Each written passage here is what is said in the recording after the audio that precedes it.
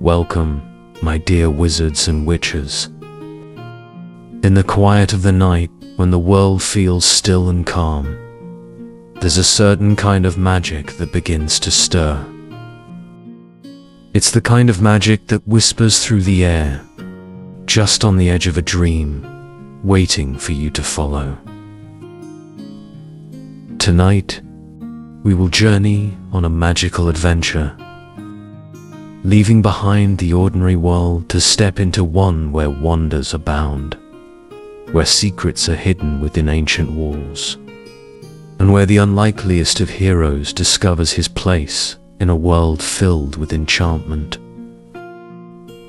Picture yourself on a train, the gentle rhythm of its wheels lulling you into a peaceful state as it carries you far from home, toward a destination that feels both mysterious and familiar. The countryside passes by, bathed in the golden light of a fading day.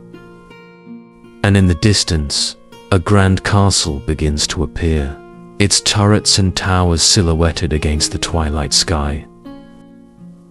This is Hogwarts, a place where the extraordinary becomes possible, where bravery, friendship, and love shape destinies.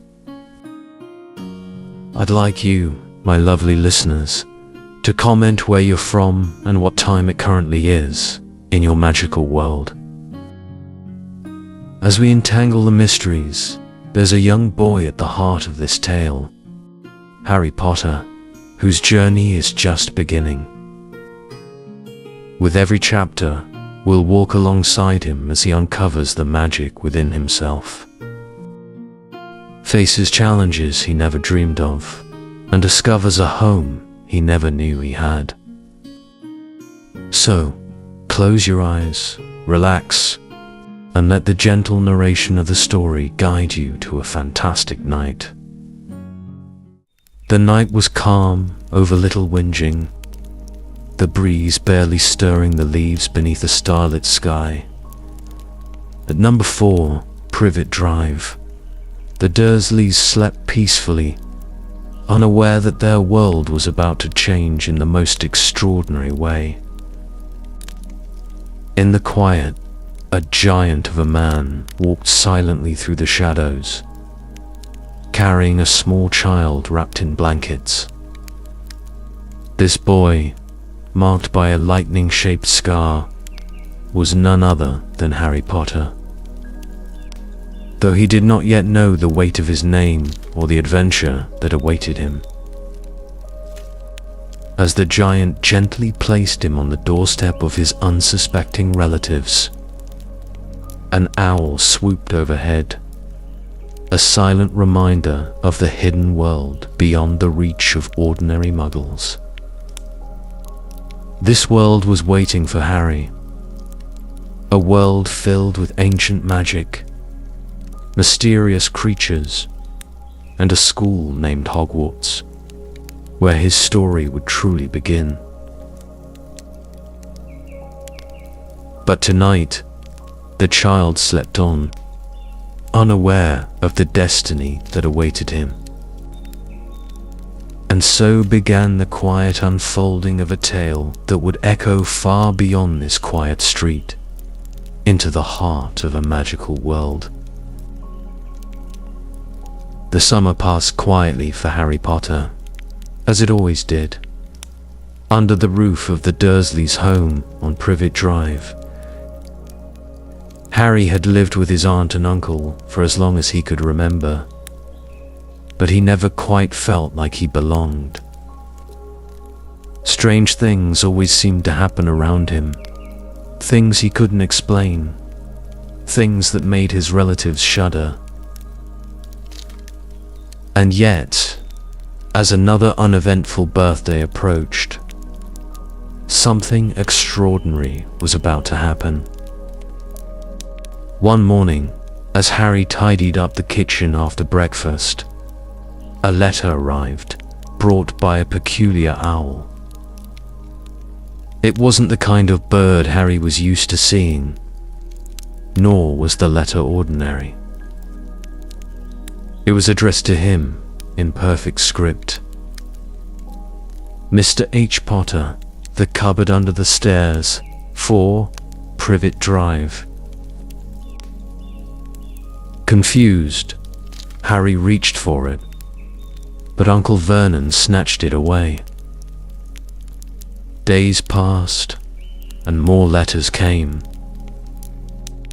With every attempt to keep the mysterious letters from Harry, they arrived in greater numbers. Under doors, through windows, even from the chimney. Something magical was reaching out to him. Something beyond the ordinary walls of the Dursleys' home. And then, one stormy night, everything changed. A loud bang echoed through the small house, shaking its foundations. The door burst open, and standing in the frame was a giant of a man. His name was Hagrid, and in a deep but gentle voice, he delivered news that would forever change Harry's life. Harry Potter was a wizard, and he had a place at Hogwarts School of Witchcraft and Wizardry. The following days passed in a blur as Harry followed Hagrid into the world that had always been waiting for him, a world hidden in plain sight. He learned of Diagon Alley, a magical shopping street tucked away from Muggle eyes. There, Harry purchased his first wand, a loyal companion made of Harley and Phoenix feather. With wide eyes, Harry took in every detail of this new world. The magical shops selling enchanted objects, spellbooks with golden lettering, and owls hooting softly in cages. But most memorable of all was his trip to Gringotts Bank, where deep in the vaults, he discovered the treasure left behind by his parents, a reminder of the family he never knew. When September 1st finally arrived, Harry found himself standing at King's Cross Station, unsure of how to reach platform 9 3/4. But with a bit of guidance and the help of a friendly family, the Weasleys, Harry passed through the seemingly solid barrier between platforms 9 and 10 and boarded the Scarlet steam engine that would take him to Hogwarts. The train chugged along, carrying Harry toward his new life, where the unfamiliar world of wizards, witches, and magic awaited him. As the countryside rolled by, Harry shared a compartment with Ron Weasley, the youngest of the family who had helped him find the platform, and Hermione Granger, a snarky witch, born from Muggle parents. The three of them quickly became friends, sharing stories and sweets from the trolley. The train ride felt long but peaceful, with the rhythmic hum of the engine creating a lull that put Harry at ease. For the first time in his life, he felt like he was where he belonged. As the Hogwarts Express wound its way through the misty hills, the landscape grew darker and the air more mysterious. In the stillness of the night, with the water gently lapping against the small wooden boats, Harry gazed up at Hogwarts. The school felt ancient, its walls whispering secrets from centuries past. Yet it also felt welcoming, as if the castle itself recognized him. In that moment, Harry knew his life would never be the same. The castle's warm glow reflected off the lake, casting long shadows and adding to the sense of wonder and magic that filled the night. As they neared the shore, the young students caught their first real glimpse of the towering gates and the great hall beyond them. Harry couldn't have known then just how much awaited him within those walls. But as he stepped out of the boat, his excitement and curiosity filled him with a sense of belonging that he had never felt before. This was the beginning of something new, something extraordinary. The grand doors of Hogwarts swung open, revealing the towering entryway of the castle. A sense of ancient magic seemed to fill the very air as the first years shuffled inside, their footsteps echoing on the stone floor. Harry walked in awe, feeling small under the vaulted ceilings that seemed to stretch endlessly upward. The warm glow of torches lined the walls, flickering with a soft, comforting light. The students were let into the great hall, a magnificent chamber that was even more impressive than Harry could have imagined. Above them, the ceiling mirrored the night sky, scattered with stars twinkling faintly among drifting clouds. He had never seen anything like it before, and for a moment, the beauty of it all made him forget about his nerves. 4 long tables stretched across the hall, each filled with students who were already settled into their seats, watching the new arrivals with quiet excitement. At the far end of the hall was the staff table, where the professors sat, all eyes on the first years. But Harry's attention was drawn to the old, worn hat resting on a stool in front of them. The sorting hat. This enchanted hat, he was told, would decide which of the 4 houses he and the others would belong to. Gryffindor, Hufflepuff, Ravenclaw, or Slytherin. Each house had its own unique qualities, and Harry's heart raced as he wondered where he would fit in. What if the hat didn't choose a house for him at all? What if he didn't belong anywhere? "Now, when I call your name," Professor McGonagall announced, "you will come forward. Put on the hat and be sorted into your houses." Harry's heart was pounding. He had no idea where he'd end up. Gryffindor, like his parents. Or maybe another house, something entirely different. The first name was called Hermione Granger. A familiar face, the girl Harry befriended on the train, hurried up to the store, looking excited but nervous. She sat down, and the sorting hat was placed on her head. There was a moment of silence before the hat declared loudly, "Gryffindor." Hermione looked delighted as she hurried off to the Gryffindor table, where she received a warm round of applause. A few more names were called, and then Draco Malfoy.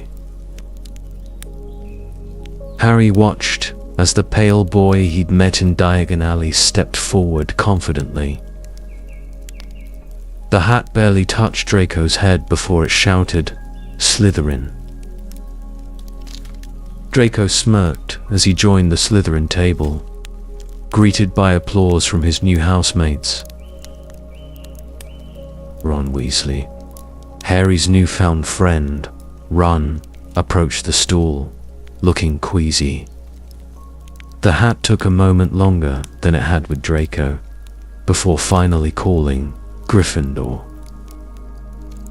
Ron let out a relieved breath and quickly joined Hermione at the Gryffindor table. Neville Longbottom. Neville stumbled a bit as he made his way to the stool, tripping over his own feet. The sorting hat was placed on his head and took a long time to decide. Finally, it settled on Gryffindor. Neville, looking shocked but happy, rushed to join the others. More students were sorted into different houses, and Harry's anxiety grew with each name called. Soon enough, it was his turn. Harry Potter. A hush fell over the great hall, and every eye turned to him. Harry walked forward, his legs feeling heavier with each step. As he sat down on the stool, the hat was lowered onto his head. It slipped down over his eyes, plunging him into darkness. But almost immediately, he heard a voice inside his mind. "Ah, interesting. Very interesting," the hat murmured. "Plenty of courage, I see. Not a bad mind either. Difficult, very difficult." Harry sat perfectly still, his heart pounding. He couldn't help but think of Slytherin. He had heard troubling things about the house, and something deep within him resisted the idea of being placed there. "Not Slytherin, eh?" The hat's voice seemed amused. "Are you sure? You could be great, you know. It's all here in your head, and Slytherin could help you on the way to greatness." "No. Well, if you're sure, better be Gryffindor," the hat announced, loud and clear. Cheers erupted from the Gryffindor table, and Harry removed the hat with a sigh of relief. He hurried over to join his new housemates, his heart lighter than it had been moments before. Ron and Hermione, too, had been placed in Gryffindor, and the trio exchanged excited grins as they sat down together. The sorting ceremony continued, but now that Harry's nerves had settled, he was able to appreciate the magic of the moment. Hogwarts truly felt like home already, and the warm welcome from his new house only strengthened that feeling. The food appeared magically on the table soon after, and the great hall buzzed with conversation as the feast began. Plates piled high with delicious dishes and goblets filled themselves with cool pumpkin juice, creating an atmosphere of warmth and camaraderie. Harry found himself relaxing more and more as the evening went on. He listened to stories from the older students about life at Hogwarts, and even met some of the other new Gryffindors, like Seamus Finnegan and Neville Longbottom. Everything felt so new and exciting, yet there was a strange sense of belonging that wrapped around him like a warm blanket. For the first time in his life, he wasn't just the boy under the stairs. He was part of something much bigger, something magical. After the feast, the first years were led up the grand staircase, winding their way through the labyrinth of Hogwarts corridors. Portraits hung on the walls, many of them moving and chatting amongst themselves as the students passed by. The stairs creaked gently beneath their feet, shifting and moving in ways that only added to the mystery of the castle. Eventually, they reached the entrance to the Gryffindor common room, hidden behind a portrait of the fat lady, who asked for the password before swinging open to reveal a cozy, inviting space. The common room was warm and filled with soft, flickering light from the hearth. Plush armchairs sat in clusters around the fire, and the air smelled faintly of wood smoke and old books. It was a place of comfort and safety, a place Harry knew he would come to love. Upstairs, the boys' dormitory was equally welcoming. Thick, red curtains surrounded the four-poster beds, offering a sense of privacy and serenity. Harry found his trunk already at the foot of his bed, and as he changed into his pajamas, he couldn't help but smile to himself. Today had been the beginning of something wonderful. As he lay back on the soft mattress, the sounds of the castle settling for the night echoed faintly through the stone walls. The gentle crackling of the fire in the common room below and the soft breathing of his new friends lulled Harry into a peaceful calm.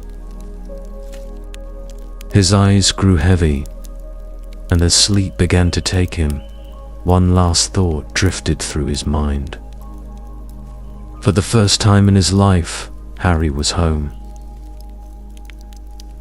The next morning, Harry woke to the sound of birds singing outside the window and the soft glow of morning light filling the Gryffindor dormitory. For a moment, he lay still, trying to make sense of the strange but wonderful dream he had been living. But as his eyes adjusted, the sight of the grand four-poster bed and the red and gold curtains around him confirmed it wasn't a dream at all. He was at Hogwarts, his new home. After a quick breakfast in the Great Hall, where the enchanted ceiling reflected the early morning sky, Harry and the rest of the first-year Gryffindors gathered their things for their first day of lessons. The day was filled with an air of excitement and nervous energy as they made their way through the twisting corridors of Hogwarts, heading to their first classes. The first lesson of the day was herbology with Professor Sproul, the head of Hufflepuff House. The greenhouses, where the class was held, were filled with a variety of strange and wonderful plants, some of which wriggled or made soft noises as the students passed by. Professor Sprout was warm and welcoming, and her passion for magical plants was infectious. Harry and his friends learned how to properly handle a venomous tentacula, a plant with twisting vines that seemed to have a life of their own. After herbology came transfiguration, a subject that instantly captured Harry's fascination. Professor McGonagall, the strict but fair deputy headmistress, was a master of the subject, and Harry watched in awe as she transformed her desk into a pig and back again with a wave of her wand. But when the time came for the students to try their hand at turning a matchstick into a needle, Harry found it far more difficult than McGonagall made it look. His matchstick remained stubbornly wooden, but Hermione Granger's needle, though imperfect, gleamed proudly by the end of the lesson. As the day continued, Harry's schedule led him to charms with Professor Flitwick, who was so small he had to stand on a stack of books to see over his desk. His enthusiasm for the subject was contagious, and the classroom buzzed with eager energy as they practiced their first spell, the levitation charm. Although most students struggled at first, Hermione was the first to perfect the spell, causing her feather to rise gently into the air as Flitwick clapped in delight. Despite the wonder of his first classes, Harry found that magic wasn't as easy as it seemed. Many of the spells required careful concentration and learning to control the movements of the wand, along with the precise incantations, was tricky. But there was something deeply satisfying about it all, knowing that with practice, he would be able to master these skills, just like the older students who moved effortlessly through the castle halls. However, any sense of normalcy was soon interrupted when Harry and Ron heard that a troll had been spotted in the dungeons. Panic spread throughout the castle, but it wasn't until they realized Hermione hadn't been told that they rushed to find her. They arrived just in time to see the giant troll looming over her in the bathroom. With no plan and sheer desperation, Harry and Ron managed to knock out the troll by sheer luck, earning themselves detention, but also cementing their friendship with Hermione. From that moment, the three were inseparable. Despite the chaos, the most anticipated class was potions with Professor Snape. Harry had heard whispers about the cold and mysterious head of Slytherin House. And the moment Snape entered the room, the atmosphere changed. He swept into the classroom with an air of authority, his black robes billowing behind him as he fixed the students with a piercing gaze. "Ah, our new celebrity," Snape said in a low, dangerous voice, his eyes resting on Harry. The tones sent a chill down Harry's spine. Potions class was intense, and Snape's sharp comments only added to the pressure. While Harry struggled to follow the intricate instructions on how to brew a simple potion, Snape seemed to watch him more closely than the other students, waiting for him to make a mistake. By the end of the lesson, Harry felt deflated, and his potion, a sickly green color, wasn't anything like the perfect shimmering potion that Hermione had concocted beside him. But Harry didn't let Snape's behavior dampen his spirits. As they left the dungeon, Ron muttered about how unfair Snape was. But Harry couldn't help but feel that Snape's dislike of him was personal. What had he done to make the potions master dislike him so much? The day finally came to a close, and Harry found himself back in the Gryffindor common room, exhausted but filled with a sense of wonder. Hogwarts was unlike anything he had ever imagined. There were hidden doors, moving staircases, and endless surprises around every corner.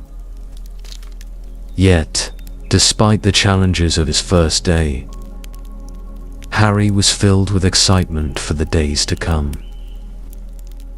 He had already learned so much, and there was still so much more to discover. Sitting in a cozy chair by the fire, with Ron, Hermione, and the other first years around him, Harry felt something he hadn't felt in a long time: contentment. The warmth of the fire, the laughter of his friends, and the soft glow of the room made the perfect ending to his first real day at Hogwarts. As the fire crackled softly, Harry leaned back, letting the comfort of the common room lull him into a sense of peace. Tomorrow, there would be more lessons, more adventures, and more challenges. But tonight, Harry was simply happy to be where he belonged. After Harry's first few days at Hogwarts, he began to settle into the rhythm of school life. Classes were exciting yet overwhelming. The atmosphere of the castle was unlike anything he had ever known, with its enchanted staircases, talking portraits, and hidden secrets. Every corner seemed to hum with magic, making it feel as if Hogwarts itself were alive. But one element of Harry's life at school that was quickly becoming a thorn in his side was Draco Malfoy. From the moment they had met at Madame Malkin's, Malfoy seemed determined to assert his superiority over Harry. The smug, blonde boy was always sneering, constantly reminding everyone of his pure-blood status, as if that alone granted him a higher place at Hogwarts. Malfoy seemed to have a gripe against Hermione in particular, who was born from Muggle parents. It was during their first flying lesson that things between Harry and Draco escalated. After Neville's broom flew out of control and his Remembrall fell to the ground, Draco saw an opportunity to make fun of Harry. He grabbed the Remembrall and taunted Harry, daring him to retrieve it. Without hesitation, Harry mounted his broom and shot into the air, the natural instinct taking over. The wind rushed through his hair as he soared, chasing Draco. With impressive skill, Harry snatched the Remembrall right out of the air. Professor McGonagall witnessed the whole event and, rather than scolding Harry for flying without permission, she recruited him to join the Gryffindor Quidditch team. Harry was astonished.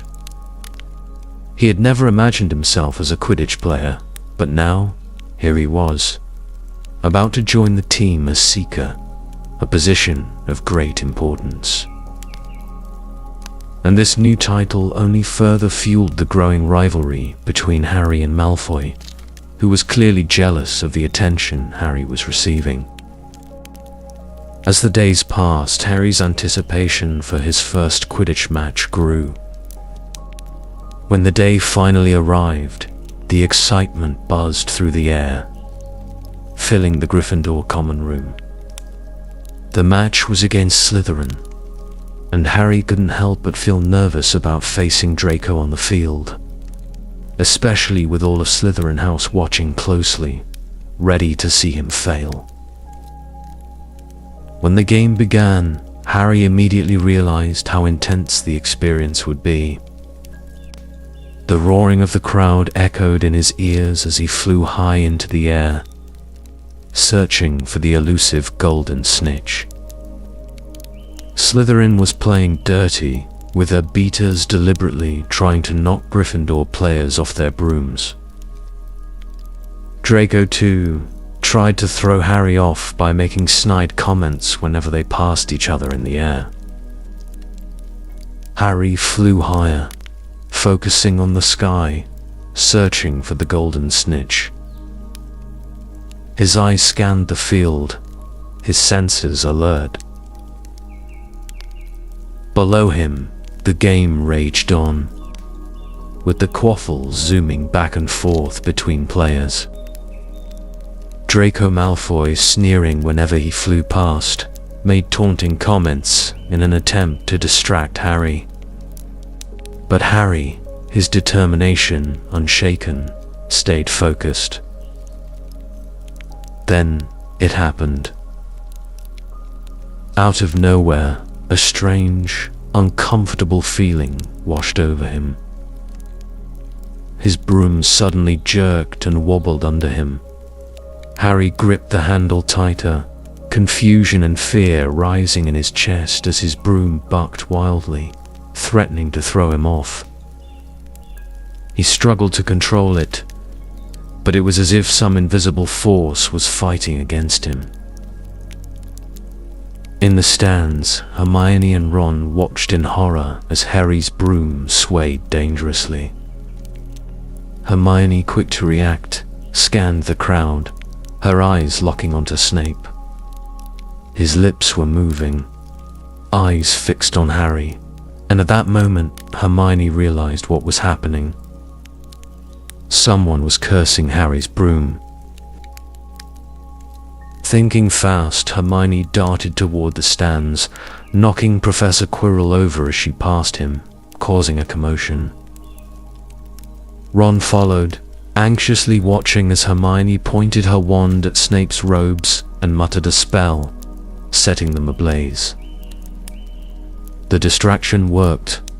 Snape flailed, extinguishing the fire, and almost immediately Harry's broom stopped bucking. He quickly regained control, the wild jerking motion subsiding as he steadied himself in the air. Relief washed over him, but there was no time to rest. His sharp eyes spotted a flash of gold in the distance, the golden snitch. Without a second thought, Harry leaned forward, urging his broom to speed toward the tiny, fluttering ball. His heart raced as he darted through the air, the wind whistling in his ears. The snitch was just ahead, glinting in the sunlight, and Harry reached out, his fingers stretching toward it. In that moment, everything else faded away. The roar of the crowd, the rough tactics of the Slytherin players, and the lingering fear from his cursed broom all dissolved as his hand closed around the snitch. He had caught it. The game was over. The Gryffindor section of the stadium erupted in cheers, their voices filling the air with shouts of victory. Harry, heart pounding but triumphant, descended to the ground. His feet touched the grass as the other Gryffindor players rushed toward him, clapping him on the back and celebrating their win. It was a moment of pure exhilaration. Gryffindor had won, and Harry's reputation as a seeker was sealed. Draco Malfoy's expression was one of fury and disbelief. His jealousy and frustration were clear, and Harry knew this rivalry between them would only grow stronger. But for now, all Harry felt was pride. He had not only won the match, but had overcome a dangerous obstacle that had threatened to take him down.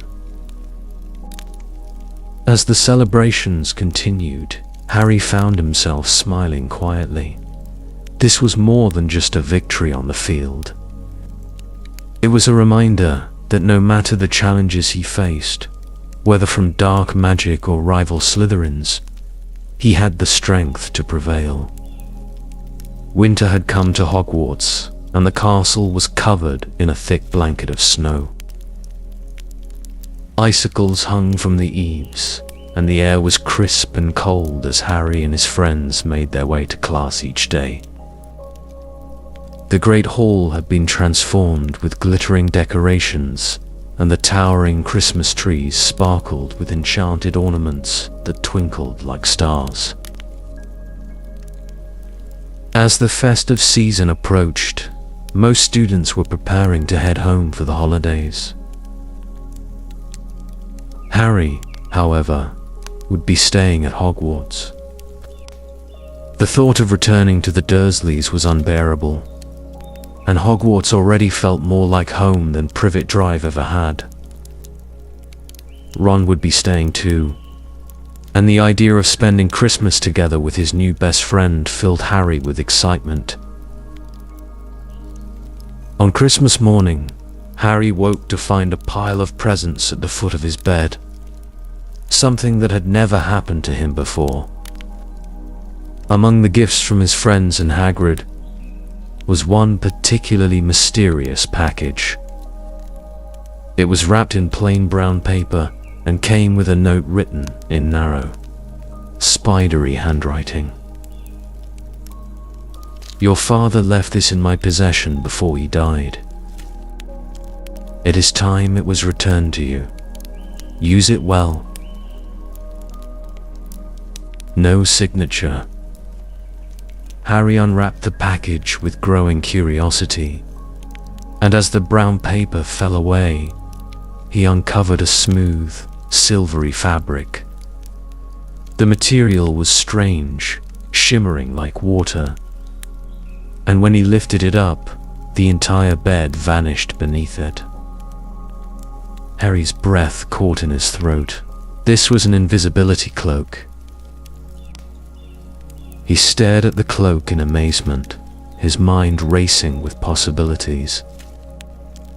Who had sent it? Could it really have belonged to his father? There was no way to know for sure, but one thing was certain. This cloak was a powerful and priceless object. That evening, after everyone had gone to bed, Harry couldn't resist trying out the cloak. With a glance to make sure the common room was empty, he draped the silvery fabric over his shoulders and looked down. His body had disappeared. He was invisible. Feeling a thrill of excitement, Harry slipped through the portrait hole and out into the silent, moonlit corridors of the castle. It felt exhilarating to move unnoticed, like a ghost in the night. But as Harry wandered deeper into the castle, he found himself drawn to a large, unused classroom. The door was slightly ajar, and inside, something shimmered in the dim light. There, standing in the center of the room, was a tall, ornate mirror. It was unlike anything Harry had ever seen. The frame was gilded, with strange, twisted carvings of creatures and symbols etched into the gold. Above the glass was an inscription in a language Harry didn't understand. Harry stepped closer, curious. As he looked into the mirror, his heart skipped a beat. Standing there, reflected in the glass, were not just his own reflection, but to other figures as well. A man and a woman. They were smiling at him. The woman had bright green eyes, just like his, and the man's messy black hair was unmistakable. Harry's throat tightened as he realized who they were. His parents. For a long time, Harry just stood there, staring into the mirror. His heart ached with a mixture of joy and sorrow. Here were the people he had longed to know his whole life, standing before him, looking at him with love and pride. He wanted to reach out and touch them, but no matter how close he got, the reflection remained just that, a reflection. Night after night, Harry returned to the mirror. He couldn't help himself. Seeing his parents, even in the form of a reflection, was more than he had ever dared to hope for. He spent hours sitting before the glass, imagining what life could have been like if they had survived. He would imagine the warmth of their hugs, the sound of their voices, and the way they would have celebrated Christmas together as a family. But after several visits, Harry was not alone in his fascination. One night, as he sat before the mirror, lost in thought, a soft voice interrupted the silence. "So, back again, Harry." Harry jumped and turned to see Professor Dumbledore standing in the doorway, his blue eyes twinkling with kindness and understanding. I didn't see you, Professor," Harry stammered, feeling guilty for sneaking out. Dumbledore smiled softly and moved closer, his gaze resting on the mirror. "The mirror of our eyes," he said quietly. "It shows us nothing more or less than the deepest, most desperate desire of our hearts. But remember this, Harry. This mirror gives neither knowledge nor truth. Men have wasted away before it, entranced by what they see, or have been driven mad, not knowing if what it shows is even real. Harry looked back at the mirror, feeling a wave of sadness. He had known all along that he couldn't truly be with his parents, but hearing Dumbledore's words made it feel more final. "I'll move it to a new home tomorrow," Dumbledore continued, "so it won't tempt you anymore. But know this, Harry, what you see in the mirror is not nearly as important as what you choose to do with the time you have." Harry nodded, understanding the wisdom in Dumbledore's words. Even if it was hard to let go of the mirror's magical comfort. As Dumbledore left, Harry gave the mirror one last glance. His parents stood there, smiling warmly, and though it hurt to leave them behind, Harry knew it was time to step away. He quietly slipped the invisibility cloak over his shoulders and returned to the dormitory, feeling a strange mixture of sadness and resolve. The mirror was gone the next day, but Harry carried the memory of that vision with him. It was bittersweet, a reminder of what he had lost, but also of the strength he had gained. As winter melted into spring, the atmosphere at Hogwarts became increasingly tense. Whispers and rumors of strange happenings floated through the corridors, though few knew the true extent of the danger that was lurking within the walls of the castle. For Harry, Ron, and Hermione, however, the pieces of a much larger puzzle were beginning to fall into place. It had all started with Hagrid's slip of the tongue at Christmas. The gentle giant had let it slip that the mysterious three-headed dog, Fluffy, was guarding something important. A secret known only to Professor Dumbledore and someone named Nicholas Flamel. The name had sparked a flurry of research, leading Hermione to the discovery that Flamel was the only known maker of the legendary Philosopher's Stone. A magical object that granted immortality and limitless wealth to its owner. It was no coincidence, Harry thought, that someone was trying to steal it. His mind kept returning to the dark figure he had seen in the Forbidden Forest, the hooded creature drinking the blood of a dead unicorn. Harry's scar had burned fiercely that night, and the vision had haunted his dreams ever since.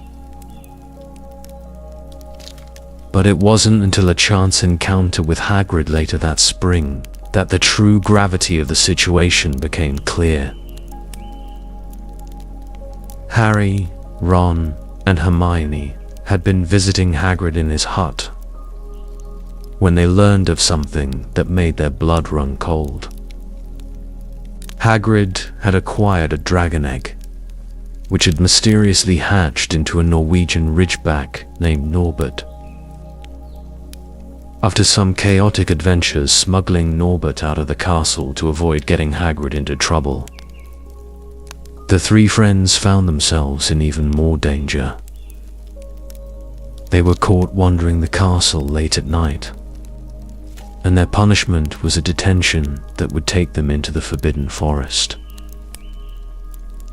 Harry, Ron, Hermione, and Draco Malfoy, along with Hagrid, ventured deep into the shadowy woods, where the trees towered like ancient sentinels, and the sounds of strange creatures echoed through the darkness.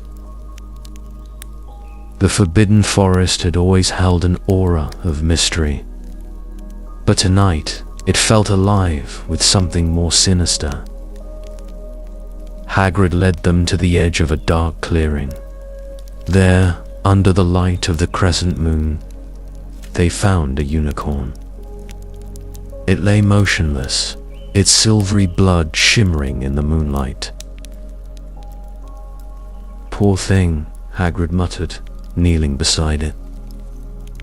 "Something's been killing unicorns, drinking their blood. It's unnatural. Dark magic."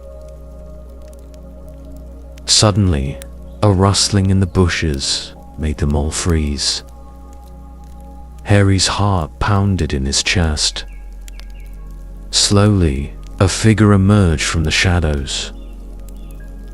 It was the same hooded creature Harry had seen before, its face hidden beneath the cloak.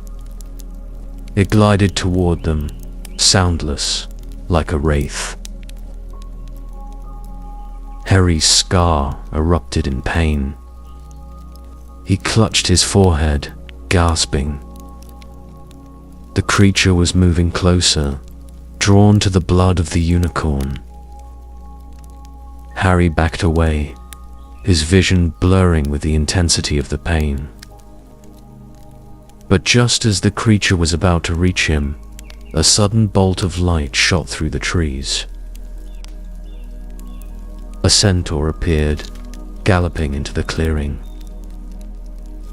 It was Firenze, his white blonde hair glowing in the moonlight.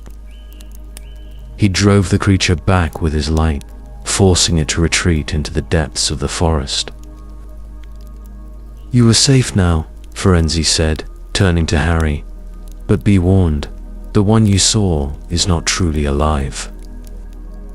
Unicorn blood can sustain someone, but at a terrible price. It is a half-life, a cursed existence." Harry stared at him, his mind racing. Who was it? Firenze's eyes were grave as he spoke. "You know who it is. The Dark Lord is not gone, Harry. He is waiting, biding his time. And he seeks something powerful, something that could restore him to his full strength. The Philosopher's Stone." The pieces fell into place with chilling clarity. Voldemort was not dead, but weakened, and he was searching for the stone to regain his power. And the stone was right here, in Hogwarts, hidden beneath Fluffy, behind those enchanted barriers that Harry and his friends had been so curious about. The knowledge weighed heavily on Harry as they returned to the castle. Voldemort's return was not just a distant threat, it was real, and it was happening right now. That night, as Harry lay in bed, he stared at the ceiling, unable to sleep. The danger surrounding the stone was greater than he had ever imagined. And now that he knew what was at stake, he couldn't shake the feeling that something terrible was about to happen. If Voldemort got his hands on the stone, it wouldn't just be the end of Harry's peaceful life at Hogwarts. It could be the end of everything. The days that followed Harry's encounter in the Forbidden Forest were filled with a sense of growing dread. Harry, Ron, and Hermione were more convinced than ever that someone was plotting to steal the Philosopher's Stone, and that the Dark Lord himself was behind it. But as much as they suspected Professor Snape, they couldn't shake the feeling that there were deeper, more sinister forces at work. Exams were approaching, and while their classmates were preoccupied with studying, Harry's mind was elsewhere. Every time he saw Professor Quirrell, with his nervous stutter and twitchy demeanor, something didn't quite sit right with him. But it wasn't until a conversation with Hagrid that the final piece of the puzzle fell into place. The trio had gone to visit Hagrid again, as they often did, to talk about their suspicions. But Hagrid, as usual, seemed completely oblivious to any danger. He proudly mentioned that Fluffy, the three-headed dog, was perfectly safe as long as you knew how to calm him. "You just play him a bit of music," Hagrid said with a laugh, scratching behind Norbert's ear. "Fluffy falls right asleep." Harry froze. Music. That was the key to getting past Fluffy. But who knew that besides them and Hagrid? His heart sank as he realized the danger was closer than they thought. Someone else knew. That night, Harry lay wide awake in his bed, the pieces of the mystery swirling in his mind. Someone was going to steal the stone. He could feel it, and soon he had to stop them. Without hesitation, he whispered to Ron and Hermione, who were also lying awake, their own thoughts heavy with concern. "We have to go tonight," Harry said. "Someone's going after the stone." They agreed, and with quiet determination, the trio slipped out of their dormitory, moving as silently as possible through the dark, empty halls of Hogwarts. The castle was eerily quiet at this hour. The only sound their soft footsteps and the distant echo of the wind whistling through the stone corridors. They made their way to the forbidden third-floor corridor where Fluffy was kept. As they approached the heavy wooden door, they could hear the faint strains of music drifting through the crack. The harp was playing, and Fluffy was already asleep. "Someone's here," Harry whispered, his heart racing.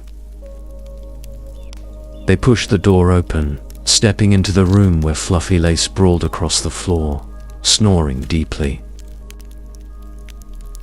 Moving quickly, they climbed through the trapdoor beneath Fluffy's paws, dropping into the unknown darkness below. Their feet landed in something soft and squishy, Devil's Snare, Hermione quickly identified. The writhing tendrils of the plant began to snake around their ankles, tightening with each second. But Hermione, always sharp in a crisis, calmly instructed them to relax. "Just stay still, and it'll let go," she said, her voice steady. Sure enough, the plant's grip loosened, and they were free, falling deeper into the next chamber. They barely had time to catch their breath when they encountered the next challenge. A room filled with winged keys. Hundreds of them flitted about in the air, shimmering in the dim light. And at the far end of the room was a locked door. "We need to find the right key," Hermione said, scanning the room. "Look for the one with a broken wing. It must have been used before." Harry spotted it, a large silver key with a crumpled wing, zooming around with the other keys. He grabbed a broom from the wall, mounted it, and shot into the air, dodging and weaving through the cloud of fluttering wings. The key darted this way and that, but Harry's seeker instincts kicked in, and within moments, he had it clutched tightly in his hand. They unlocked the door and hurried into the next chamber, where they were met with the most surprising challenge yet: a giant chessboard. The life-size pieces towered over them, waiting silently for their move. Ron stepped forward, his eyes scanning the board. "We're going to have to play our way across," he said, a mixture of excitement and anxiety in his voice. The game was intense. Ron directed their pieces with precision, calling out moves like a seasoned player. Harry and Hermione followed his lead, moving across the board one step at a time. The pieces clashed in a brutal, echoing battle, each victory and defeat shaking the ground beneath their feet. In the end, Ron sacrificed himself to win the game, allowing Harry and Hermione to move on to the next challenge. His bravery left them shaken, but they pressed forward, knowing there was no turning back. The next room was filled with the soft rustle of wings, the sound of something flying overhead. Harry and Hermione stood frozen as a large figure swooped past them, disappearing into the shadows. It was a creature they had never seen before, its wings massive and bat-like, its body cloaked in darkness. But this room held no further obstacles, only a heavy door that led to the final chamber. Harry's heart pounded in his chest as they stepped through, ready to face whatever lay beyond. And there, in the dim glow of the chamber, stood the mirror of Arise. The soft glow from the mirror of Arise bathed the room in an ethereal light, casting long, wavering shadows against the stone walls. Harry and Hermione entered cautiously, their footsteps echoing softly as they approached the mirror. Its ancient frame shimmered, and as Harry stood before it, his breath caught in his throat. The last time he had seen this mirror, it had shown him the deepest desire of his heart, his family. But this time, Harry knew that the mirror's true power wasn't in showing dreams, but in concealing something far more dangerous. As Harry approached the mirror of Arise, a faint figure emerged from the shadows. It was Professor Quirrell, though not as Harry remembered him. Gone were the nervous stammers and twitching demeanor. In their place stood a man filled with cold menace and unsettling confidence. Harry's heart pounded as the truth dawned on him. It had never been Snape. It had been Quirrell all along. Quirrell's eyes gleamed with malice as he exclaimed how he had been behind everything. The curse during the Quidditch match, following Harry into the Forbidden Forest, all in service to his Dark Master. Harry realized how deeply he had misjudged the danger. Quirrell moved towards the mirror of Arise, his reflection showing him with the Philosopher's Stone in hand, but frustration mounted as he couldn't retrieve it. Then, a cold, hissing voice echoed through the chamber, chilling Harry to his core. "Use the boy."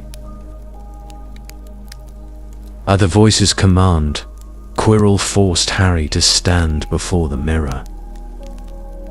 The moment Harry's eyes met his reflection, he saw the Philosopher's Stone appear in his pocket. His heart raced, but he forced himself to stay calm. He lithed Quirrell, claiming to see himself winning the House Cup, but Voldemort, whose voice now came from Quirrell, sensed the deception. With growing horror, Harry watched as Quirrell unwrapped his turban, revealing a pale, grotesque face on the back of his head. Voldemort, the Dark Lord, still weak but filled with hatred, demanded Harry surrender the stone and promised him power, even the return of his parents. But Harry, knowing the true nature of the evil before him, refused. Voldemort ordered Quirrell to take the stone by force. But when Quirrell grabbed Harry, a strange, searing pain erupted from their contact. Quirrell shrieked as his skin blistered and burned at Harry's touch. Realizing this was his only chance, Harry fought back, grabbing Quirrell wherever he could. Each touch sent Quirrell reeling in agony, his body beginning to disintegrate. Amid the chaos, Voldemort's furious screams filled the chamber, and Harry's vision blurred. As Quirrell crumbled into dust, Harry felt himself fading into unconsciousness. Voldemort's rage, the last thing he heard before darkness overcame him. Harry's body fell heavy, weighed down by exhaustion, as his mind floated between consciousness and dreams.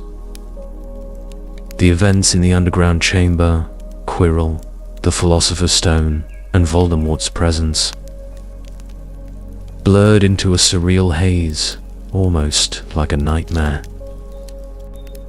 He barely registered the cold stone floor beneath him or the eerie silence of the chamber as he drifted in and out of awareness. When he finally woke, it was to the soft comfort of white sheets and the unmistakable smell of the hospital wing at Hogwarts. His head felt cloudy, but slowly, memories came rushing back. The stone, the mirror of Arised, and the dreadful encounter with Voldemort. Professor Dumbledore was there when Harry opened his eyes, his expression gentle, filled with warmth and understanding. He explained that the Philosopher's Stone had been destroyed to prevent Voldemort from ever gaining its power. Harry learned that the Flamels had agreed to let go of their immortality and move on, their centuries-long lives finally coming to an end. As Dumbledore spoke, Harry's thoughts lingered on Voldemort, still out there, waiting for another chance to rise again. The Dark Wizard's influence hadn't ended with Quirrell's defeat, and the threat remained, a chilling reminder that this wasn't the end.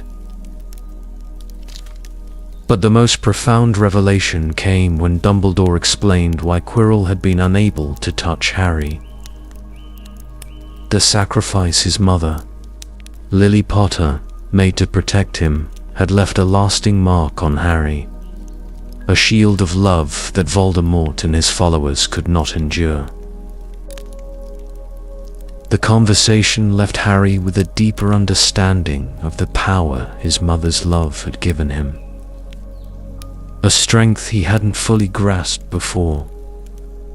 It was not magic in the traditional sense, but something older, more primal, and far stronger.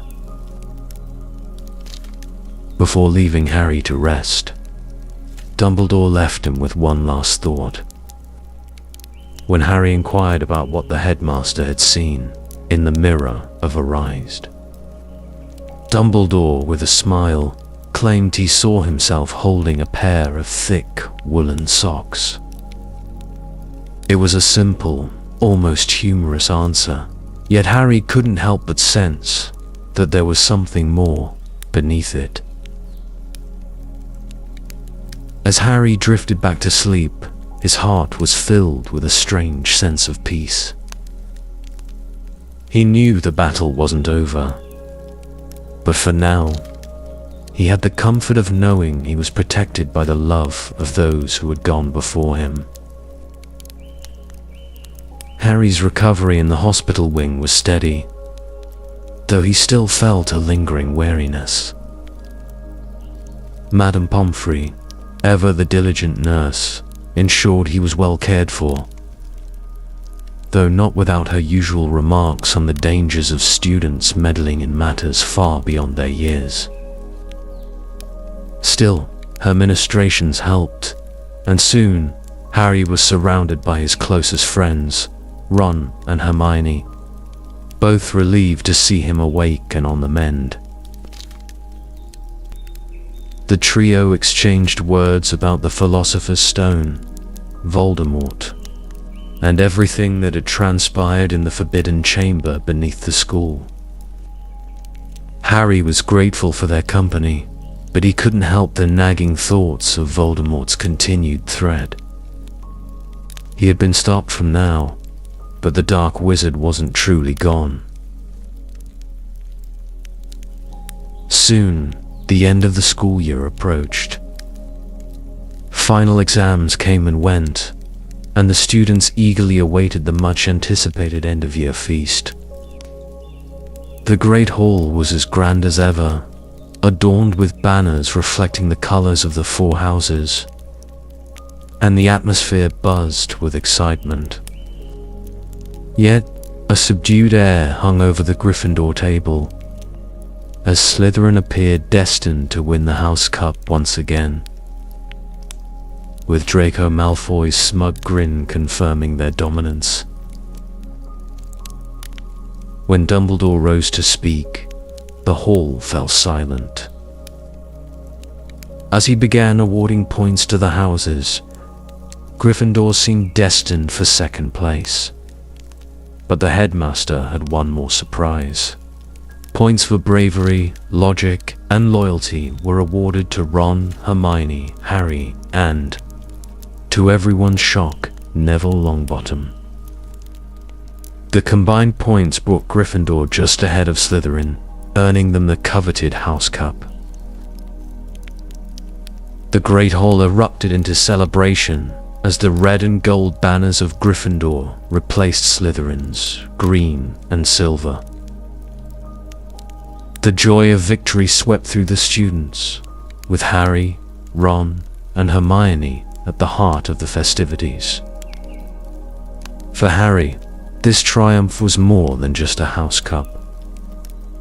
It was the culmination of a year filled with discoveries, challenges, and friendships that had forever changed his life. As the celebration continued, Harry allowed himself a quiet moment of reflection. He thought of those who had guided him along the way: Hagrid, Ron, Hermione, and even Dumbledore, whose wisdom had shaped his understanding of the magical world. Most of all, he thought of his parents, whose love had protected him, even in their absence. As the students slowly departed for their dormitories, Harry felt a deep sense of belonging at Hogwarts, a place where magic, friendship, and love had come to define his new life.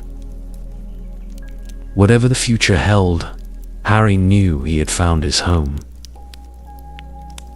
As the school year ends and the Hogwarts Express rumbled back toward King's Cross, Harry gazed out of the window, watching the towering castle slowly disappear behind the rolling hills. His first year at Hogwarts had come to an end, and though the journey back to the Muggle world lay ahead, Harry knew his life would never be the same. He thought of the magic, the friendships, and the adventures that had filled his days at Hogwarts. He had faced challenges he never could have imagined, uncovered truths about his past, and found a place where he truly belonged. No matter what waited for him with the Dursleys, Harry now had a home in the wizarding world. A place of wonder that would always be waiting for him come September. As the train carried him closer to the summer ahead, Harry smiled to himself, feeling the weight of all that had passed settle gently in his heart. There would be more adventures, more mysteries, and more challenges waiting in the years to come. But for now, he let himself drift into the calm, knowing that this was just the beginning of his story. So, as the night gently falls and the world outside quiets, Close your eyes and let your own dreams carry you on a journey of magic and wonder. Good night, my dear wizards and witches.